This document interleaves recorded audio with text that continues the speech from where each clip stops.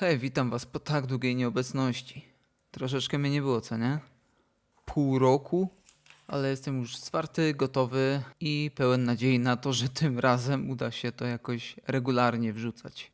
Gra, którą przygotowałem dla was, to The Evil Within, ale tym razem zrobimy to troszeczkę inaczej.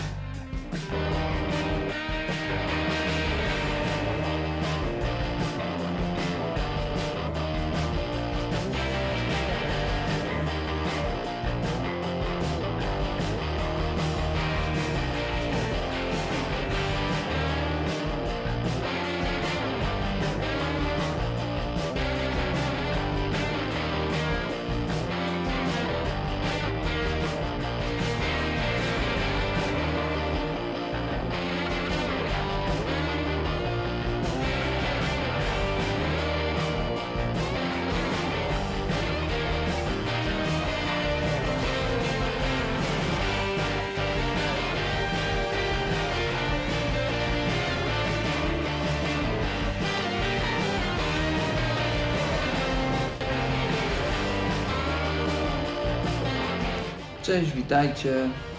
Kolejny odcinek. Tym razem pokazuję twarz zgodnie z komentarzem tego użytkownika. Od dzisiaj tak będą wyglądały odcinki. Trochę mnie, trochę gameplayu. Zobaczymy, jak to będzie. Z czasem będę się starał to ulepszyć. Możemy zaczynać. Gra, o której dzisiaj będę opowiadał, to gra studia Tango Gameworks, która powstała pod skrzydłami Shinjiego Mikamiego, lepiej znanego na przykład z takich niszowych serii jak Onimusha, Dino Crisis czy też Resident Evil. Jako że jestem wielkim fanem Shinjiego Mikamiego, tytuł Resident Evil będzie wspomniany zapewne wiele razy, także licznik będzie albo tu, albo tu, albo tu, albo tu. Zobaczę, jak mi się będzie chciało to zrobić w montażu. Za nami już połowa 2023 roku. Pewnie wszyscy już ograliście Resident Evil 4 Remake, dlatego ode mnie recenzja gry, po którą warto sięgnąć. Ta gra jest jakby kuzynem, dalekim kuzynem części, a zdecydowanie jest na tyle podobna do Resident Evil 4, także nie ma co czekać. Zaczynamy, ja się lekko stresuję, pierwszy raz przed kamerą. Zobaczymy, jak to będzie. Dobra, lecimy.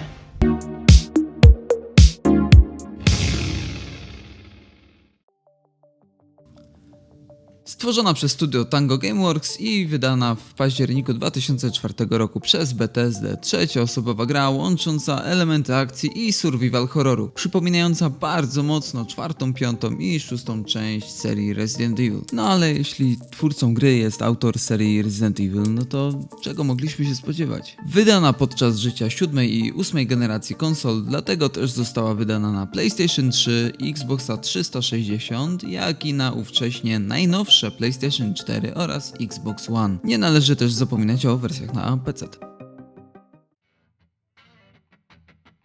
Mamy tutaj klasyczny widok zza pleców naszego pamperka, który podczas wciśnięcia przycisku celowania zmienia się na widok zza ramienia, co zdecydowanie ułatwia celowanie. Rozwiązanie, które od tylu lat działa tak dobrze, że używa się go do dzisiaj. I mówię tutaj na przykład o świetnym zastosowaniu go w remake'ach Residenta 2 i 3, co dało tym grom kompletnie inny feeling w porównaniu do starych wersji. A propos jeszcze kilku mechanik, o których warto wspomnieć. Pierwsza, mechanika zapałek. Generalnie wrogowie potrafią wstawać po tym, jak ich powalimy. Najbezpieczniejszą metodą jest oczywiście spalanie ich. Do tego używamy zapałek. Zaletą tego jest to, że wtedy zwiększa się prawdopodobieństwo tego, że wyleci nam amunicja albo inny przydatny przedmiot. Niestety ilość zapałek w grze jest dosyć ograniczona. Gra zdecydowanie stawia na akcję, jednak z bardzo wyczuwalnym elementem survival horroru. Jasne, możemy strzelać i przebijać się przez zastępy wrogów, ale amunicja szybko się kończy, a po drodze dużo jej nie znajdziemy. Także zostaje nam wtedy jedno. Potulnie zacząć wykorzystywać każdy element otoczenia do odwrócenia uwagi przeciwników. Zostawienie pułapek, skradanie się i próba odzyskania zapasów. W grze możemy się również chować przed przeciwnikami. Ja osobiście nie stosowałem tego więcej razy niż trzeba było, ponieważ między przeciwnikami można spokojnie sobie przebiec. Są to raczej przeciwnicy pokroju jak w Resident Evil.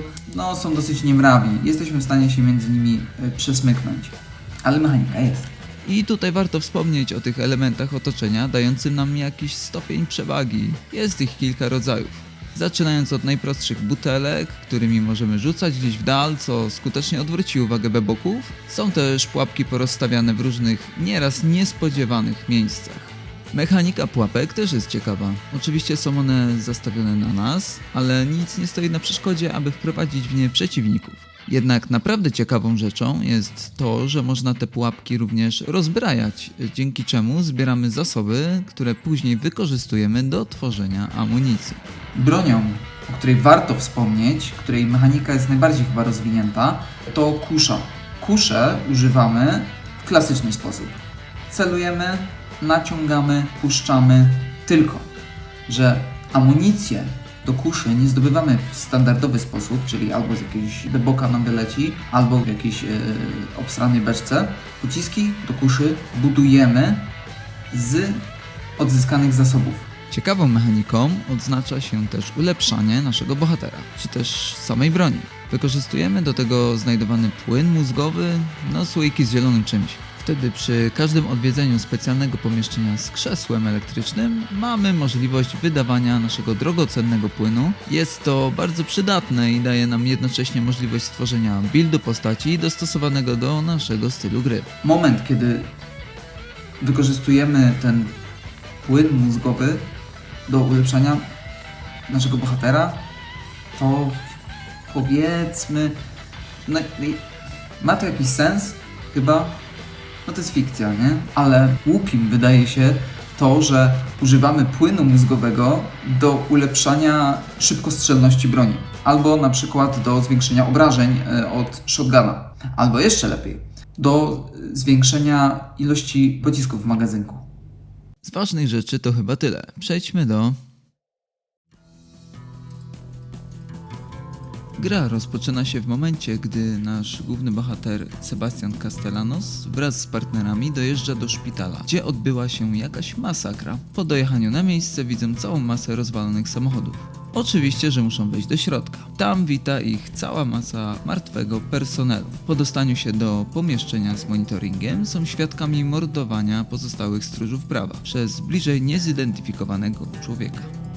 I to tyle, jeżeli chodzi o początek fabuły i generalnie o fabułę, ponieważ od samego początku gra jest bardzo intensywna i nie chciałbym Wam popsuć już na samym starcie rozgrywki. Poza tymi miejscówkami, co jakiś czas fabuła przeniesie nas też do zagadkowego szpitala psychiatrycznego, gdzie przyjdzie nam odkrywać coraz więcej szczegółów, nie tylko dotyczących tego, co się wydarzyło w szpitalu, kim jest nasz kapturnik, ale też więcej detali odnośnie przeszłości naszego pamperka. Odnośnie tego psychiatryka bądź tego wymiaru w psychiatryku, jest to naprawdę fajny patent, który nie dość, że daje nam możliwość zapisu gry. Wiemy, że w teorii nic nam tam nie grozi. Możemy na spokojnie przemyśleć dużo informacji, które otrzymaliśmy. Możemy tam też się dowiedzieć o wiele więcej rzeczy. A do tego jeszcze umieszczone są tam wszelakie znajdźki, a bardziej rzeczy, które znajdziemy w osobnych chapterach, możemy tam właśnie wykorzystać. I są to skrytki, które otwieramy kluczami znalezionymi podczas chapterów i tak samo wspomniane krzesło elektryczne, dzięki któremu ulepszamy naszego bohatera. W odkrywaniu fabuły pomagają nam również znajdowane przez nas wycinki artykułów z gazet, różnych dzienników oraz taśm audio. Tak więc jeśli chodzi o ogólny zarys fabularny, czasami trzeba przymknąć oko na głupotki jak dialogi głównych postaci, pomiędzy którymi nie czuć aż takiej chemii, a czasami wydaje się, że nie rozmawiają ze sobą, oni sobie przekazują jedynie informacje. Jednak podsumowując wszystko, jest to naprawdę solidny tytuł, gdzie widać, że od samego początku był pomysł na fabułę, nie była ona pisana na kolanie. Jeśli już Ciebie przekonałem, bo wiadomo, fabuła w grze najważniejsza, to proszę zostań i posłuchaj, co mam do powiedzenia na temat wyglądu gry. Można wiele mówić na temat grafiki z epoki 7. generacji konsol, jednak kilka tytułów do dzisiaj potrafią robić wrażenie. I The Evil Within jest właśnie taką grą. Pięknie wyglądające lokacje, oddające ciężki klimat gry, ponure korytarze szpitali z unoszącym się w powietrzu kurzem, czy też kanały, które sprawiały, że faktycznie miałem ochotę zatkać nos. Wszystko to podane z naprawdę świetnymi projektami postaci. Szczególnie na oklaski zasługuje projekt Keepera, Shade i Laury. Przecież są to projekty tak bardzo podobne do tych, które przyszło nam widywać w serii gier Silent Hill i których tak bardzo mi brakuje w obecnych grach horrorowych, gdzie zazwyczaj wydujemy te same ograne schematy. Naprawdę, drodzy twórcy, więcej odwagi przy kreowaniu postaci. Jednak dla fanów bardziej klasycznych projektów mamy tutaj już wspomniane zombiako Las Plague'owe stwory, jakieś olbrzymy czy wielkie zmutowane wilki. Także kolejny punkt w rezydentowym bingo. Fajną rzeczą są animacje śmierci bohatera. Kiedy uda nam się wpaść w objęcia wrogów, wyglądają one rzeczywiście masakrycznie, z dużą dawką goru. Jednak ja jestem lamusem i nieraz oglądając po raz kolejny ciągle tą samą animację śmierci odczuwałem już znużenie. Może nie zliczę, ile razy głupio umarłem w tej grze, naprawdę. Aż mi wstyd, że to wszystko było na streamie. Czasami nie wiedziałem, co zrobić i po prostu ginąłem. Biegałem w kółko, przeciwnik do mnie dobiegał, oczywiście taki, który na raz mnie zabijał. No i ciągle te animacje, nie? I tu ginąłem, tam ginąłem i śmierć, i animacja, i śmierć, i animacja, i śmierć. Animacja wrogów też czasami potrafi się wysypać, jednak nie jest to jakieś częste, a sprawia, że człowiek się zaśmieje, kiedy zauważy przeciwnika wykonującego pociesznego fikoła po śmierci. Generalnie tytuł sam w sobie prezentuje się naprawdę okazale, tak samo w wersji na 7, jak i na 8 generację konsol. Tyle o grafice. Czas na... Wiem, że ta recenzja może wydawać się podejrzana i aż nazbyt zachwalam tytuł, jednak jest to naprawdę dobra gra, która oczywiście ma swoje bolączki, wkurzające momenty i nie raz, nie dwa potrafiła mnie wkurzyć, jednak pamiętajcie, że wszystkie punkty to moja subiektywna ocena. Jestem fanem serii Resident Evil, jak i Silent Hill, więc tytuł ten jak najbardziej jest skrojony pode mnie.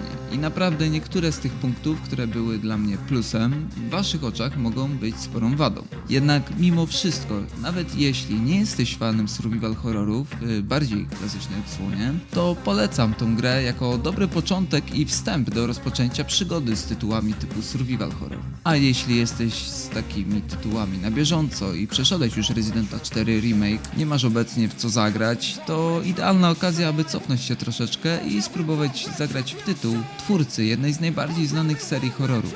Zgrajcie, a przekonacie się, że te maksymalnie parędziesiąt godzin spędzicie na naprawdę dobrej zabawie. Tym razem udało się zrecenzować grę dobrą. Myślę, czy by nie podzielić moich serii recenzji na dwie playlisty. Jedną z udanymi grami i drugą z krapami. Napiszcie w komentarzach, czy znacie jakieś gry, które są mniej znane bądź niesłusznie oceniane, a ja obiecuję się im przyjrzeć. I słuchajcie, to by było na tyle. Dzięki wam za oglądanie.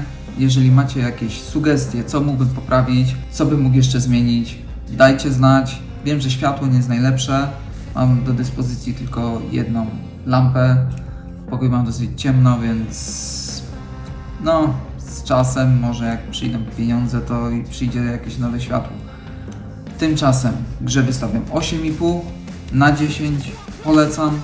Jeżeli spodobał się wam Resident Evil 4 Remake, tym bardziej w oczekiwaniu na jakąś następną część, na następny jakiś duży tytuł, warto sobie to ograć. W szczególności, że jest też część druga, o której już nie wspomnę. Ją możecie sobie sami przetestować. Tymczasem zwijam się, mówił do was Jasej. Dzięki za dzisiaj. Do następnego. Cześć.